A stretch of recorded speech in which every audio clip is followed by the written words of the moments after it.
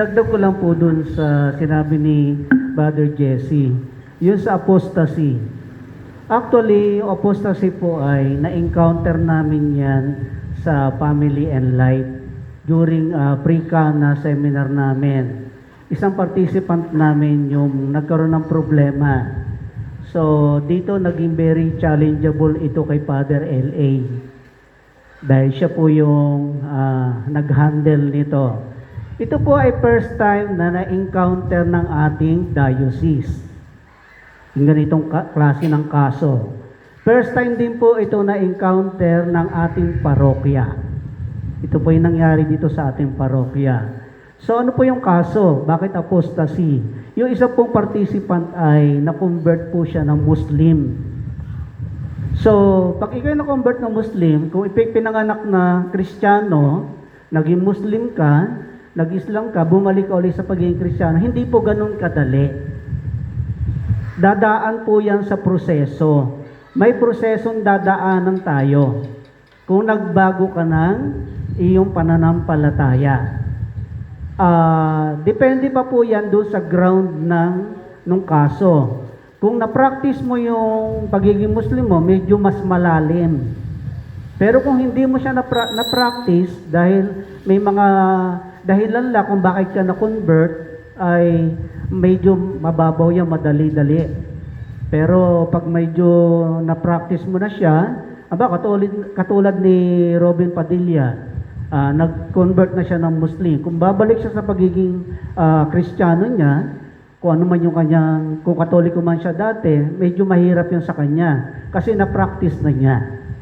Kasi sumasamba na rin siya. So yun ang difference. Ito ay first time na nangyari sa ating parokya. First time na na-encounter ng diocese. Medyo naging komplikado sa atin. Kaya si Father L.A. medyo nung panahon na yon talagang lagari din po siya. Pasalamat din tayo dahil si Father L.A. yung pare na nakadiskubre ng problema na yon. Dahil yung mga sinundan niyang pare, wala po silang, katulad po ni Father Enald, ni Father Jezreel, hindi ko alam kung meron siyang canon law background. Ang kagandahan lang po ni Father L.A., meron siyang canon law background. Kaya nung tiningnan niya yung papel nung tao, doon niya nakita na may problema pa pala yung kaso na yon. Kay Father Enald, nung tiningnan niya po, nung kanya po in-interview, wala po siya nakitang problema. So hindi niya nakita na problema pala yon.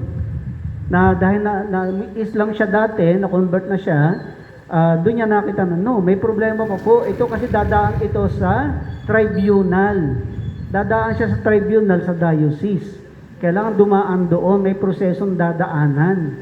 Napakahaba po ng proseso na dadaanan. At medyo mahal yung dadaanan. So sa madaling salita po, dahil ito ay unang nangyari sa diocese, medyo nangangapa yung diocese kung ano yung gagawin. Medyo problema po doon sa participant. Dahil yung kasal po ay malapit na.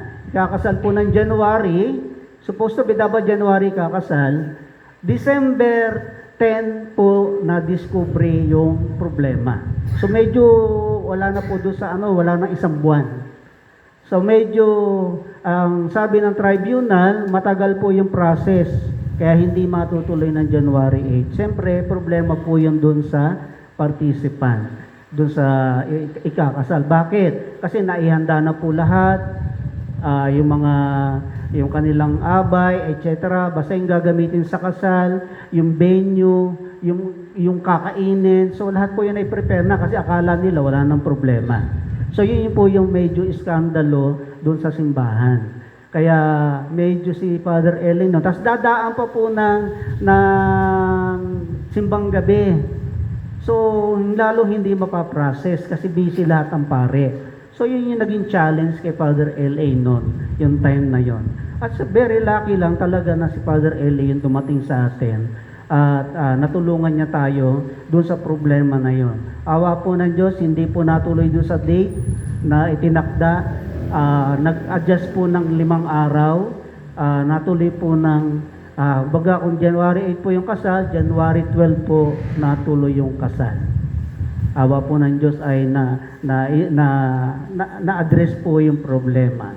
Kaya sabi nga sa binanggit ko na rin po ito dati na hindi po ganun kadali. Na kung lilipat ka ng ibang religion, babalik ka, hindi po ganun kadali. Apostasy po ang tawag doon. Kaya mayroong prosesong dadaanan.